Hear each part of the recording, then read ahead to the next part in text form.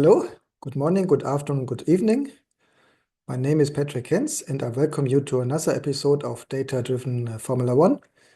Normally, Gunnar Pogrevna and I, we are doing this jointly. Sometimes I do some episode on my own. Here I focus a little bit on the topics left and right, which we maybe not had addressed in the past, also to dig a little bit deeper. And I hope today I have a interesting topic for you. We are speaking about the engineer Carlo Chiti, a name which you may not be familiar with, but he really played a fascinating role in 1960s, 70s, 80s, up to 90s Formula One. Our story today will align with Ferrari, ATS, Alfa Romeo, Minardi, but also Subaru, the British company Dome. We just did an episode about, and even to the super sports car manufacturer Koenigsegg. It's a time where Formula One was not on this very high professional level as it is today, meaning that up to the smallest team at the moment, Haas Formula One, is a big or bigger company with hundreds of employees. But we still had these smaller companies which could make a change in the sports. And this story today is from these earlier times in Formula One. So I hope you enjoy this trip back into the past with me as we speak about Carlo Chiti, about whom Formula One champion Phil Hill once said, "One hell of a guy."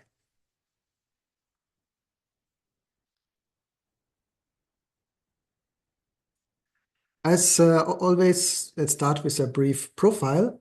Carlo Chiti was an Italian racing car and engine designer, best known for his long association with Alfa Romeo's racing department.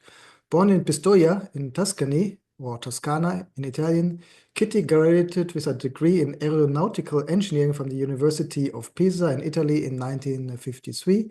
He also worked for Ferrari and was involved in the design of the Ferrari 156, the famous shark nose, with which Phil Hill won the 1961 championship. So, birth December 19, 1924, as mentioned, Pistagno, Tuscany.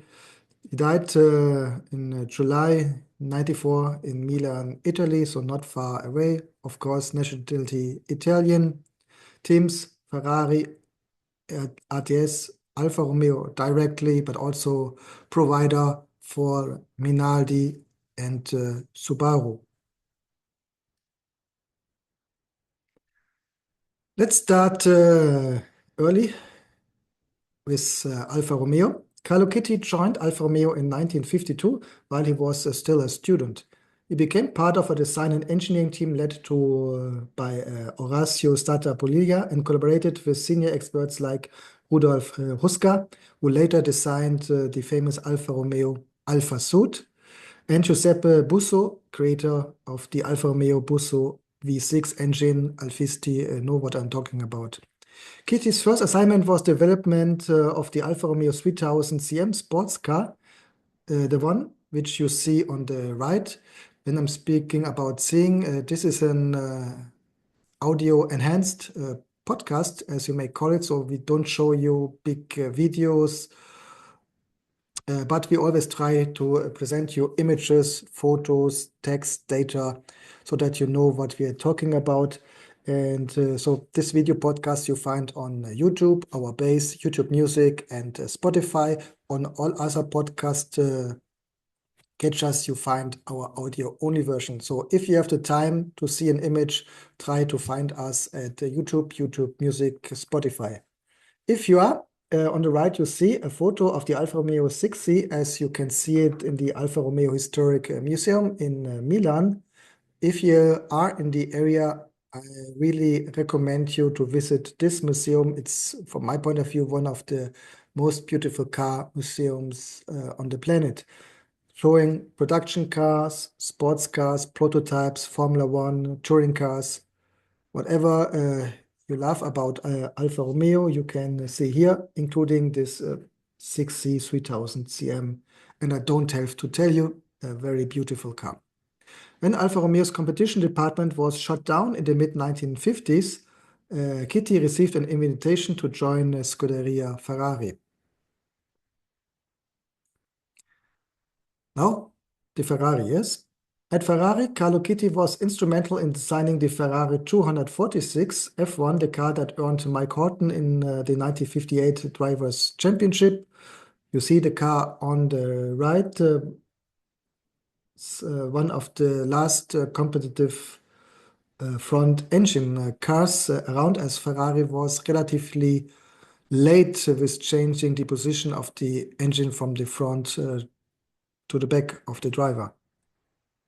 Then in 1961, Chiti created the legendary Ferrari 156, also known as Sharknose, which propelled Phil Hill to a drivers' championship win and secured Ferrari its first constructors' championship. And also this car you see on the right. And I'm not I think this is a more modern photo, so it's not from the 60s.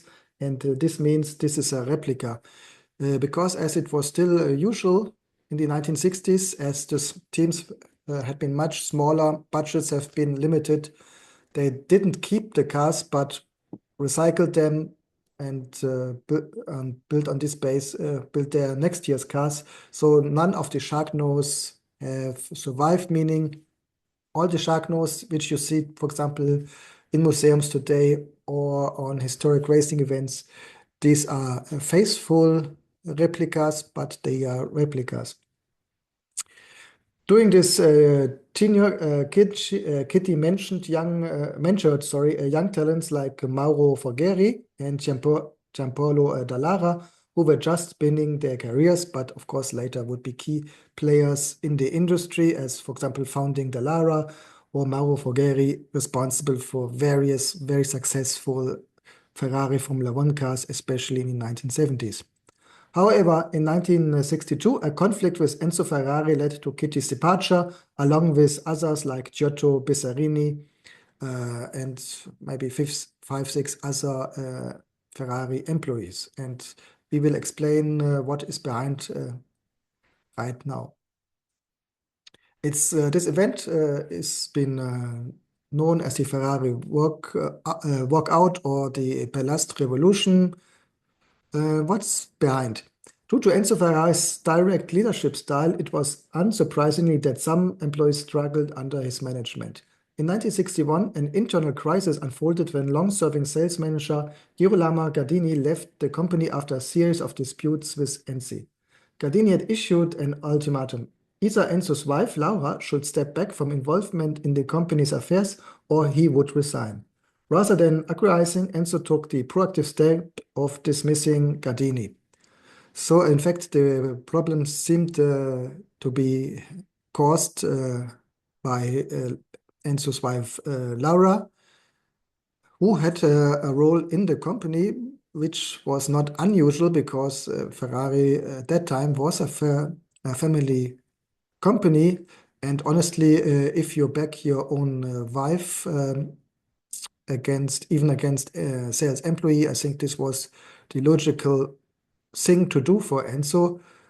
So no criticism here from my side on his decision. But the fallout did not end there. Alongside Gardini, 5 employees, including Carlo Chiti, who supported him, were also dismissed, with 2 more following just weeks later. The significant internal shakeup was announced at Ferrari's annual press conference, a traditional event attended by key partners, for example, like Luigi Chinetti, responsible for the North American market, responsible for the North American racing team. So he traditionally traveled from the US to Italy around this time. Although the departure marked a major rupture for both parties, the exact reasons behind the dispute have never been publicly disclosed. This suggests that despite the tension, both sides retained a degree of mutual respect during the conflict, and also this is aligned with Italian company culture. We saw this later, for example, in the beginning of the 1990s, as Alain Prost had been separated from the company, so to say. Also here, it was never officially said why. The same happened earlier in the 1980s, where Patrick Henz surprisingly had been suspended from the company. At both events, the same as the Ferrari walkout, both parties agreed not to speak about the internal why we came to this workout separation, however you call it, which again also shows that even though there had been a hard decision, both parts had at least a basic level of respect for the other side. Speaking about the potential reasons, most prominently, it was the conflict between Laura and these key employees, but maybe this was not the whole reason. Maybe it was at the end what triggered as the last step this separation, but it was, from my point of view, not the only reason. So here we speculate a little bit what could have been behind. Enzo Ferrari underwent a significant change in the mid-1950s, driven by two tragic events that deeply affected him. The first was the death of his son Dino in 1956, followed by the fatal accidents of several Ferrari drivers, most notable Alfonso de Portacho's crash during the 1957 Mille Miglia. This tragedy not only marked the end of the historic race, but also led to a court hearing where Enzo was controversially compared to Saturn, the mythological figure who devoured his children. You may remember it in our episode about Enzo Ferrari. This had been acclaimed directly by the Catholic Church, which had and still has a very important role in Italy. These events caused Enzo to withdraw, emotionally distancing himself from personal relationships and focusing solely on his work. And this is not just speculation, that was also mentioned by him in interviews. He tried to avoid building up emotional relationships with his drivers. Also, he started with this already after the fatal accident of Alberto Ascari, but this became stronger, and practically at this time you only saw him in public with his sunglasses, which you may say is a visible sign of this emotional change. However, this shift created a noticeable strain on the work environment at Ferrari. Of course, corporate culture had been suffering. If your CEO, your director, owner of the company is emotionally struggling, as the tension with the company was palpable to everyone. So less empathy on Enzo Ferrari, because he perceived this emotional relations as a risk, as a vulnerability, and that's why he showed less emotions maybe in discussions, and maybe had been perceived as less empathic.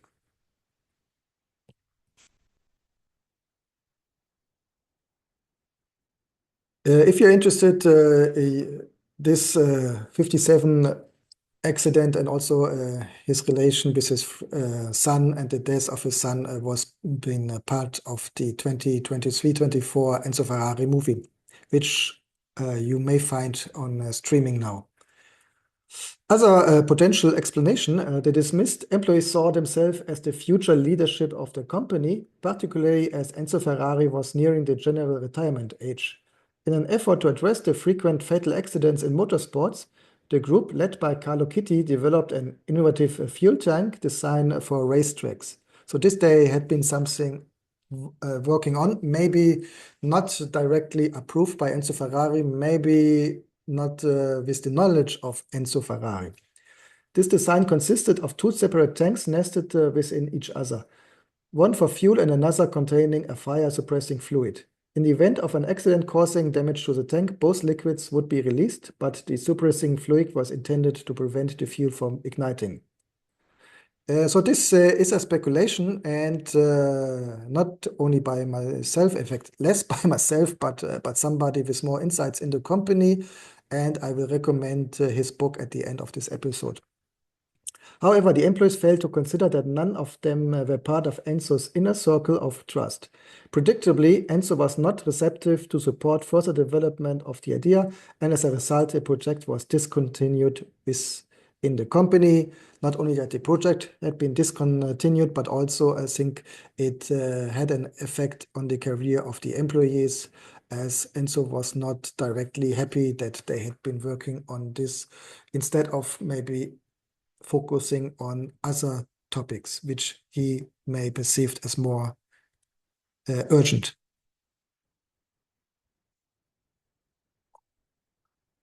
After Ferrari, Chiti joined ATS.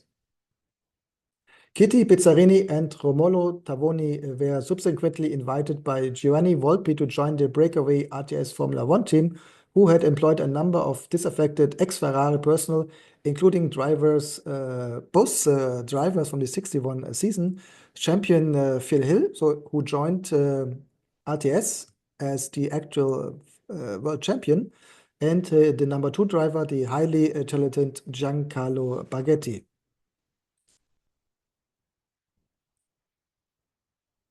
And here I like to relate this also to the Scuderia Serenissima. Sorry for my Italian. Scuderia Serenissima, also known as Scuderia SSS Repubblica di Venezia, was a racing team founded by Giovanni Volpi, originally and proudly from Venice, and active in the early 1960s. The team made its Formula One debut at the 1961 Monaco Grand Prix, where Maurice Trinchina, who was also a very well-known driver at that time, secured 7th place driving a Cooper T51. At the French Grand Prix, the team entered two cars, one of which was a De Tomaso driven by Giorgio Scarlatti. De Tomaso, more known for the Pantera, the sports car powered by the Ford engine. Also, briefly, De Tomaso tried to be Alejandro De Tomaso, the founder, tried to be Formula One driver himself. And also, his team developed a Formula One car, which wasn't highly impactful in the series, so to say. In 1962, the team competed using Lotus 18 or Lotus 21 and the Lotus 24 later. Here we had drivers like Nino Vaccarella as part of the driver circle. The logo of the Scuderia Serenissima you see on the right, it's practically the logo of his hometown, Venice. So as I said, very proud for its location, which was quite common in Italy, as it was more, people had been often more proud of the region than of the still young state of Italy in general. ATS not only designed their own Formula One car, they also designed a sports car, also usable as a street car, the ATS 2500 GT, which you see on the photo here. Giotto Pizzarini, Carlo Chiti, and several other key figures founded a new company called ATS, which means Automobili Turismo Sport Serenissima, later renamed to Automobile Turismo e Sport. This company had been completely independent to the ATS Formula One team from Germany in the later 1980s. Pizzarini stayed with ATS only for a few months before leaving to work on the 250 SV for the Scuderia Serenissima. Count Volpi sponsored the young ATS company. Carlo Chiti remained at ATS and developed the ATS 2500 GT, the car you see here in the photo. While the car achieved limited success, it became significant to its V8 engine, which later served as the foundation for Alfa Romeo's new engine used in the renewed Tipo 33, which we will briefly speak about also in this episode. Another important point, the ATS 2500 GT secured its place in automotive history by becoming the first mid-engine Gran Turismo in 1963, meaning the street car, like the ones from Ferrari, for example, still had the engine in front, and they not offered mid-engine cars for their wealthy customers who drive on the street, as for example Enzo Ferrari thought at that time that mid-engine cars had been too risky to drive for unexperienced drivers. That's why he limited this only for the competition cars, something which he later changed the opinion about, especially as they offered their smaller V6 engine, the Dino, for the street cars. Sorry, they not developed the engine for the street cars, but they offered also Gran Turismos with this smaller engine. Carlo Chiti could convince the former F1 champion Phil Hill, who was unhappy at Ferrari because he was the reigning champion, but he think he not got enough opportunities to drive the best endurance races, the endurance cars at the events where he only had been like the second driver, where Enzo Ferrari trusted more his experienced and mostly Italian endurance drivers and less Phil Hill, who he thought was better on the short run, the sprint races like Formula One than endurance. Phil Hill was not happy about this, and that's why he was open for a change and accepted the offer by ATS, by Carlo Chiti, which he had known, of course, as a person of trust while still working at Ferrari. It was not only Phil Hill, but also the young talent Giancarlo Baghetti. They both joined directly from Scuderia Ferrari to the new ATS Formula One team. The ATS 100 car was based on Kitty's Ferrari 156, and I will show it directly on the next slide.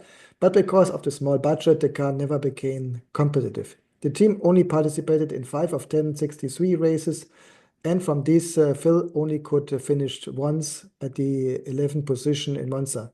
At the end of the ATS Formula One dream, and also of the careers, meaning at the end, ATS shut down the Formula One team, and also it destroyed Phil Hill. For Phil Hill, honestly, he was open for retirement, so no big problem.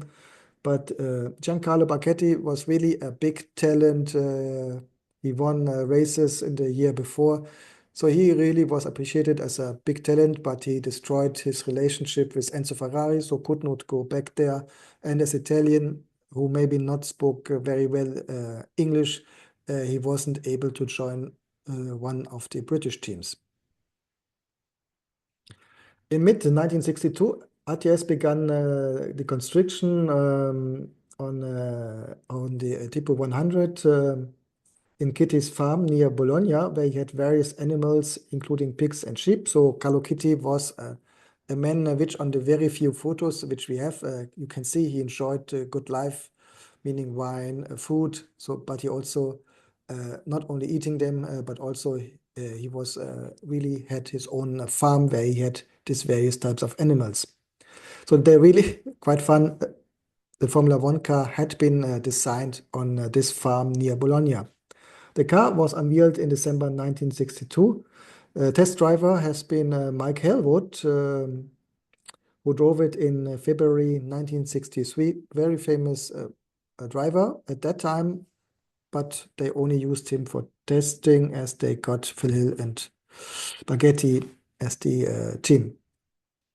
As I've mentioned, the ATS 100 is based on Kitty's earlier design, the Ferrari 156, which you see here on the right. And this is the 1963 version of the Ferrari, which, to be honest, also was not very competitive that year, especially as the drivers went to ATS. So it was a little bit aged in 63. But so if you compare the photo of the Ferrari 156 with the ATS 100, you see a lot of similarities between these cars, even though the RTS looks a little bit more rustic or more simple, so to say, which you may say also is related to the simple fact that RTS was a very small team with a very limited budget. So the car was made to compete in the race, but was not maybe not had the idea to compete for victories or points. Maybe this would have been the idea for the ATS 101 in a potential 1964 season, having this as a first car, gaining experience and then attack the next year. But due to the luck in 63 and due to the limitation of budget, maybe also the problem as a rogue team, they couldn't have access to providers which had been working together with Scuderia Ferrari. They had very limited possibilities. But it's nevertheless the car not died here, so to say. The ATS 100 reappeared at the 1964 Italian Grand Prix as Darrington Francis ATS, as the British team acquired one of the cars. After this, Dan Gorney, the driver, destroyed the car in private testing.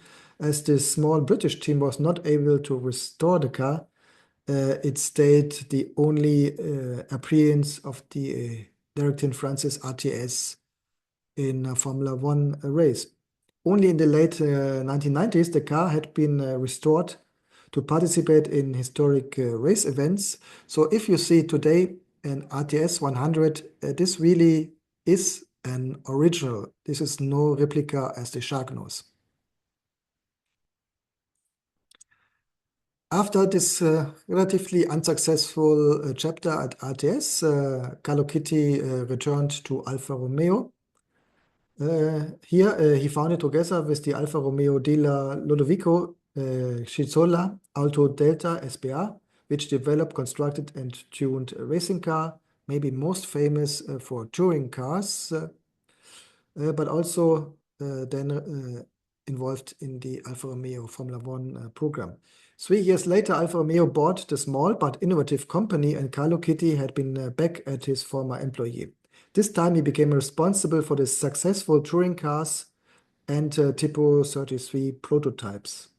Here, one of the photos, you see Carlo Chiti right on the right, together with Orazio Sattapulitia and Giuseppe Busso. One of the very few photos where we had the rights to show you. The Alpha Tipo 33, quite famous. We had racing cars, also later had been offered as a street car, but due to the economic crisis in the late 1960s, not very successful. I mean, everybody loved the car, but not many people had the budget to buy one. That's why they also decided to use some of the Alfa Romeo bases to give to the different coach builders so that they can build prototypes. And these prototypes became quite famous. And you can see them. There have been 6 prototypes. 5 of them are still around. Why one is missing? Because Pininfarina built one prototype, the P33 Roadster, but then later scrapped this car, and even the body was lost, and built another prototype later based on the same car. That's why we lost one. But I think the most, from my point of view, the most beautiful of all of them is the Alfa Romeo Carrabo. Also, because you may say this car started a real philosophy, the what we call wedge design, which you see maybe in Alfa Romeo cars until the Alfa 75, the 155, the 75 and then the 155, this wedge design cars which had been very famous in Italy. We also had these such cars designs in Germany, UK, and also in Japan. For example, if you not saw it now, we did one episode about the Dome Formula One project where we also present the Dome Zero, which had this typical end of 1960s and 1970s wedge design. Besides the prototypes, we had the various type of race cars as the Tipo 33, which you see here on the right. All these photos I took at the Alfa Romeo Historic Museum. So again, if you have the opportunity, uh, try to visit this place. It's really worth it.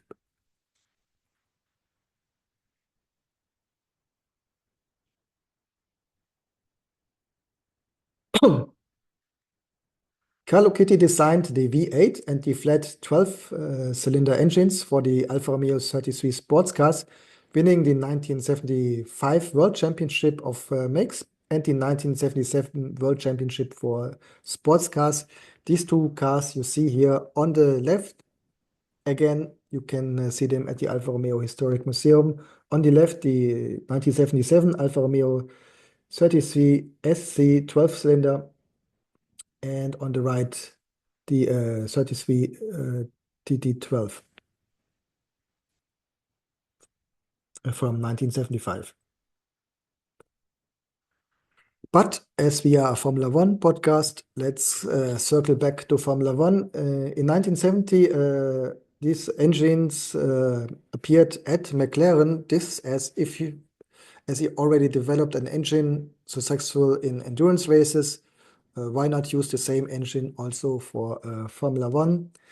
They didn't want to go in at that moment, so they gave this to McLaren, where McLaren at that time had their two core drivers using the Cosworth engine and two Italian drivers using the Alfa Romeo engine, so that Alfa Romeo could get experience. To be honest, and the same also later with March, where they had the same setup, having the original team using the Cosworth and second team using the Alfa Romeo engines. Um, we must say that the second team was never competitive against the original drivers. Maybe also then didn't get the same support from the team. Who knows? But anyway, it's another part of Alfa Romeo history in Formula One. What you see here on the photos are really the originally cars from back in the time, the cars using the Alfa Romeo engine. So you on the left, we see the 1970 McLaren Alfa Romeo M14D in the McLaren Orange or Papaya, as they rediscovered for some years in Formula One. On the right side, you see the March Alfa Romeo 711, with the both using the 8-cylinder Alfa Romeo engine, which is not the engine which we will see later at Brabham. Bernie Ecclestone developed an interest in the engine and persuaded Alfa Romeo to supply them for the Brabham team. But his interest was less the 8-cylinder, which we saw early in the 1970s, but the 12-cylinder engines, which we saw in the endurance racing. So at that time, and also, first of all, they started using Alfa Romeo engine. And here they used the flat 12-cylinder engine, 1978, as in BT46. This flat engine had the problem that it was very big and so problematic, as we had at this time development in aerodynamics, ground effect cars, etc. And it was quite difficult to design effective, efficient aerodynamics around a flat engine. That's why Brabham asked them to develop a V engine, and that's why Alfa Romeo provided Brabham in 1979 the V12 engine for the BT48. Nevertheless, the combination of car and engine wasn't very successful. That's why both split apart and Alfa Romeo focused on its works team. So in 1978, beside the Brabham BT48, Alfa Romeo also started their own team, and this was maybe another reason why Brabham thought or had been looking for another engine, because they saw Alfa Romeo had started competing with their works team, and of course you may consider that they would focus first on the works team before they focus on their customer team, which had been Brabham. On the left, we see the 1979 Alfa Romeo 177 has been used in the beginning of the season. This car used the flat 12-cylinder engine, while the Alfa Romeo 179, which we would see later in the same year, already had the V12 engine. So a little bit a nerd topic, but also interested if you're like the technology. Speaking about the results of this reappearance of Alfa Romeo after they had been champion in the 1950, 1951, they never really became competitive. They became better, but never really competitive. So starting season, no points for Bruno Giacomelli and Vittorio Brambilla. If you're interested in Vittorio Brambilla and his brother, we did a special episode about both of them. 1980, we had as driver Patrick Depailler, Vittorio Brambilla, and Andrea De Cesaris, Bruno Giacomelli, and also, unfortunately, driver Patrick Depailler died in testing. 4 points and means 11th position. 1981, Alfa Romeo 179B, C, and D. Driver Mario Andretti, former champion, and Bruno Giacomelli, 10 points, 9th position. 1982, Alfa Romeo participating with the D, the 182 and the 182B. Driver Andrea De Cesaris, Bruno Giacomelli, again 10th position. The best year had been 83 with the 183T, T4 Turbo. Driver Andrea De Cesaris and Mauro Baldi, 18 points and 6th position in the championship for the team. Then 84 with the 184T, Riccardo Patrese, Eddie Cheever, 11 points, 8 position, and last year 85, the 185T and 185TB, Riccardo Patrese, Eddie Cheever, very good drivers, but no points. On the right, you see the 83 Alfa Romeo with the main sponsor Benetton.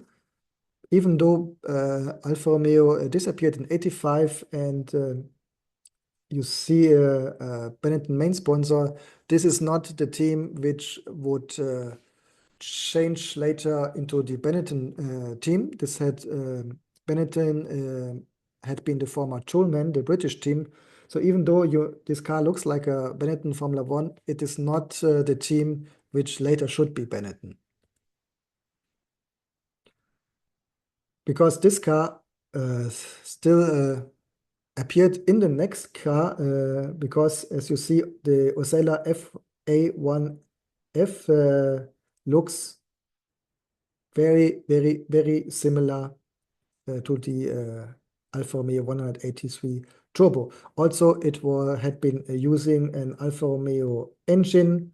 They had been customers before, and then continued using this engine, which was at that time quite aged, and results not have been favorable. That's why Alfa Romeo requested Osella to rebrand the engine, because they not wanted officially be aligned with the Osella Formula One team at that time due to image.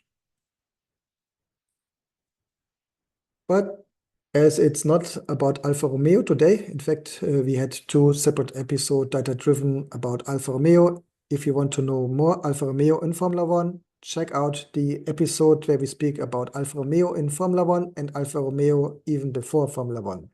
Today, it's all about Carlo Chiti, and he founded Motori Moderni in 1985 with the idea of supplying custom turbocharged V6 engines, also known as Tipo 615/90, to Formula One teams. The engines were used by Minardi in Formula One from 1985 to 87 and by the French team RGS in 1986. The engine was not competitive with the big ones, but you may say that a cost advantage and maybe maintenance advantage, as they have been more robust, as they not have been such extremely fast than the engines by Honda, Renault, and BMW, which produce about 1000 h-power, and the TAG, Porsche, and Ferrari engines with still 900 HP. The Motori Moderni engine provided around 720 HP. So enough to be inside the field, but not enough to be competitive, but especially for small teams as Minardi and ATS with a cost advantage. In late 1988, Subaru tasked Motori Moderni with designing a new 12-cylinder boxer engine. Subaru at that time and still much later, they really favored the boxer engine, which they also had in their street cars. So boxer engine, you may say originally known from the Volkswagen Beetle, also found in the Porsche 911 and also the Alfa Romeo 33, the 33 33 street car, which had from the 1980s, not of course the race cars. So why, of course, Formula One is also marketing, and that's why, as they want to sell cars with boxer engines, logical step to have a Formula One engine based on this technology. So the result had been the Motori Moderni 1235, complying with the 3.5-liter natural aspirated Formula One regulations at that time. The engine underwent testing with Minardi. Subsequently, the Japanese automaker acquired Coloni, also a small Italian team, but withdrew from the sport and sold the team back to Enzo Coloni by the season's end. So interesting, they started, Coloni started that year using the Subaru engine owned by Subaru, but then in the middle of the season, Subaru sold Coloni also because the engine never had been competitive, which maybe not only be the fault of the engine itself, but Coloni was very, very small team. I think even smaller than Minardi, and that's why they were really struggling to even qualify to start in the race. 1980s, end of the 1980s, we had a lot of smaller teams, and various of them had first, you had the first pre-qualifying the Saturday, where only the best of the small ones could take part in the Sunday qualifying, and one of these teams had been Coloni. The 1235 engine was featured in later in the 98 Dome Giotto Caspati sports car. If you're interested in this story, please check out our episode about the Dome Formula One project, where we also speak about this chapter. But then later in 1919, Subaru used it for the Formula One.